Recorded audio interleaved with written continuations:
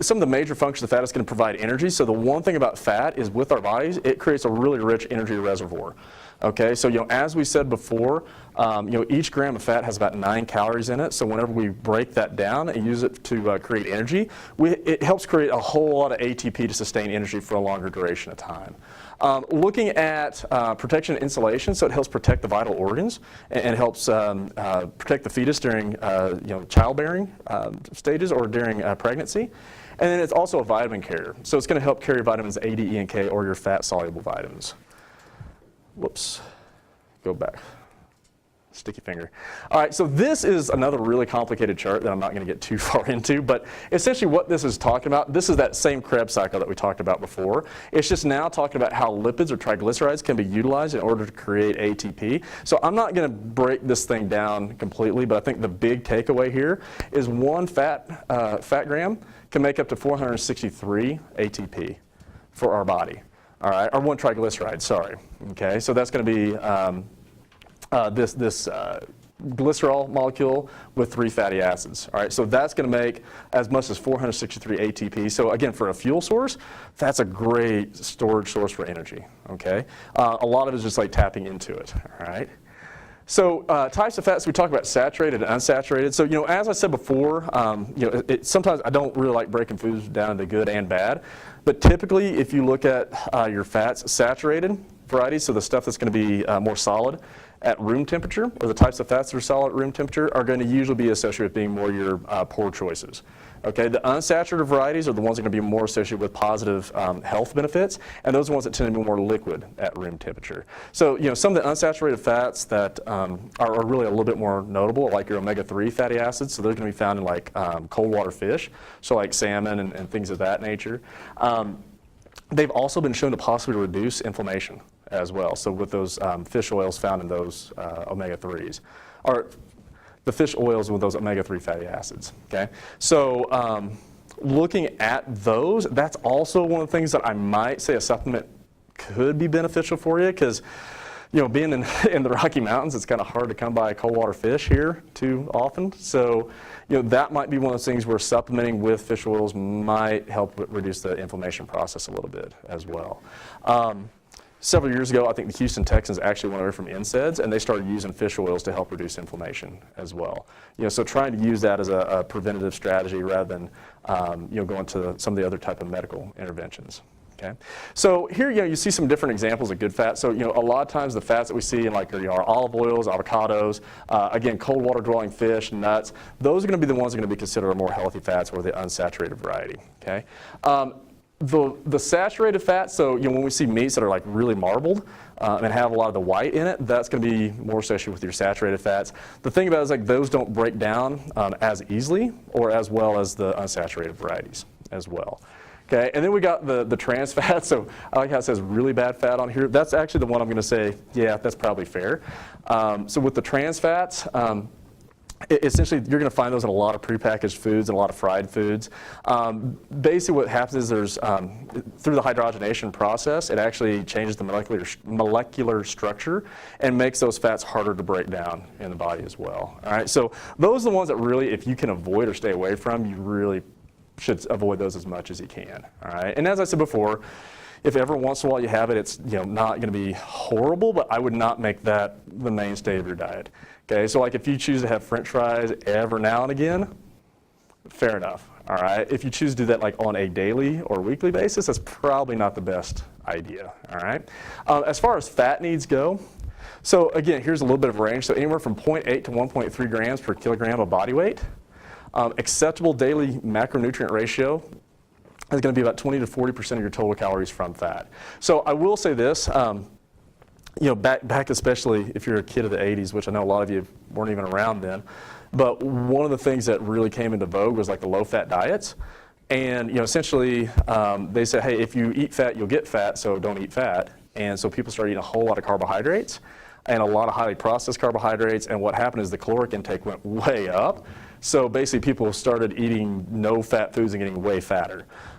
So it's one of those things where fat's not a bad thing at all. And if you get too little fat in your diet, it actually can create some issues as far as from a recovery and regeneration standpoint.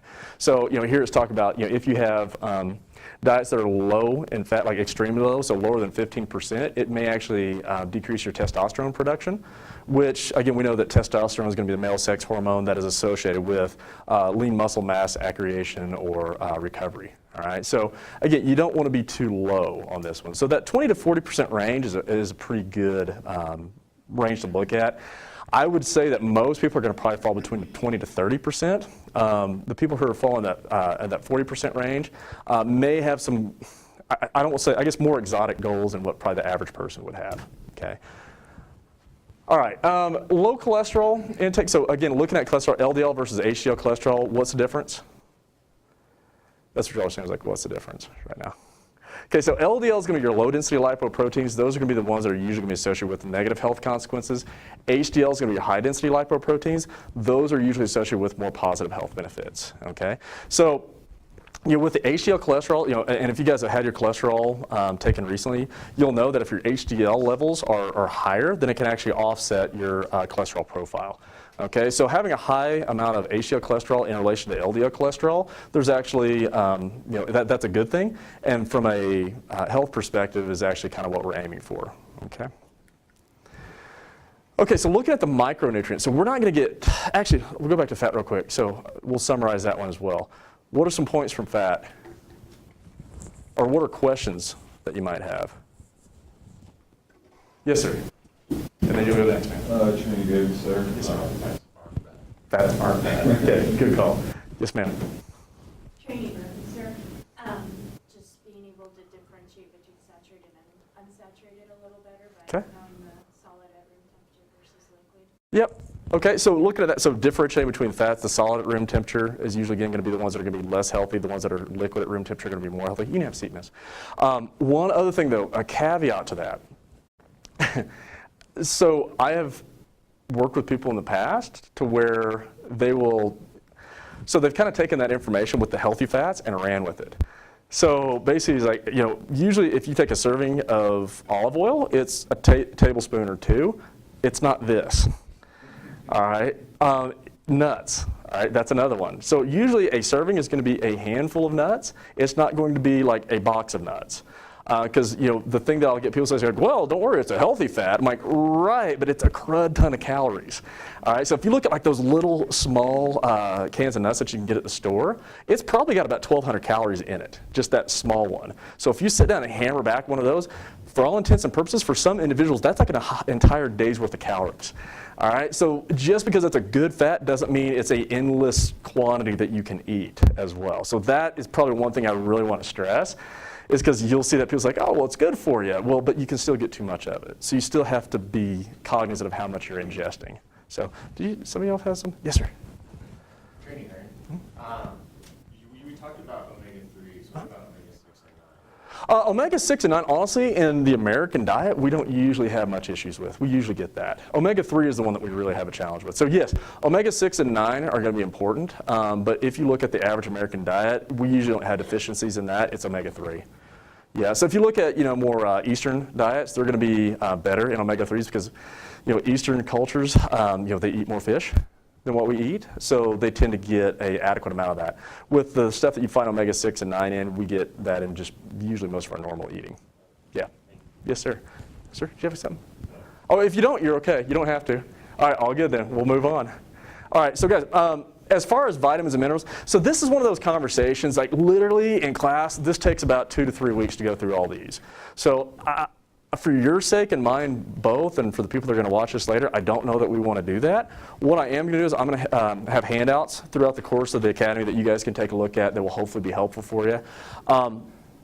Big takeaway on this one, to make this as pragmatic as possible, is eat a variety of fruits and vegetables. Okay, and eat as many different colors as you can.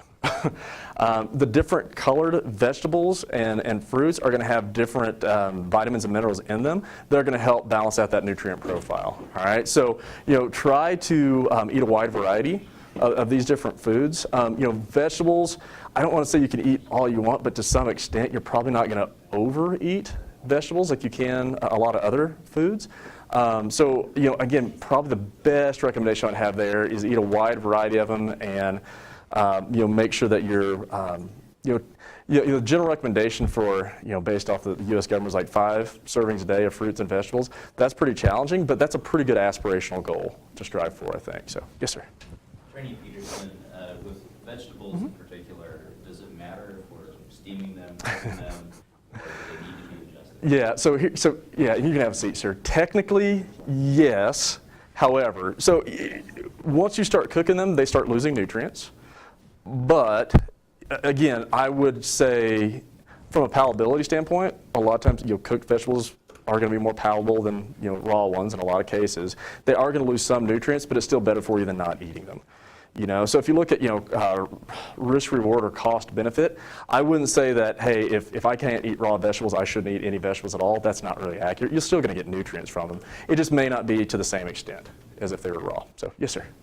Trainee Peterson, follow-up question. So popular thing to do, or at least back in the 70s and 80s, was add MSG to vegetables to Right. make them more palatable. What's your stance on that? Wow, we're getting super controversial and stuff. You can have a seat, man. So honestly, anything that's an additive, I would try and stay away from. Just personal preference on that. MSG has been shown to have some side effects for a lot of people, like headaches, nausea, things of that nature. So, for some people, they don't respond very well to it. I would say, when in doubt, I would try and stay away from it. Personally, I try not to get it because, again, I'm not a big fan of putting additives in food, long story short. One other thing to consider on that, we were talking about the fresh versus steamed vegetables. One other is canned. So basically, fresh is better, steamed is pretty good. Canned is probably not going to be as good as those other two, but it's still not terrible. So if the only option you have is canned vegetables, eat canned vegetables. The only thing I would say be cognizant of, a lot of the canned vegetables, they'll add sodium to it, again, for palatability. So just be aware of that as well. But yeah, it's one of those things where, as we said before, you may not get the same nutrient value, but it's still going to provide nutrients. So I would not necessarily exclude those, especially, for some folks, like they're not going to get the fresh vegetables. And, if it's fresh, canned, or nothing, if it's canned or nothing, I'd say do the canned. But again, just be kind of aware of what's going into that as well. Okay, does that make sense? Awesome.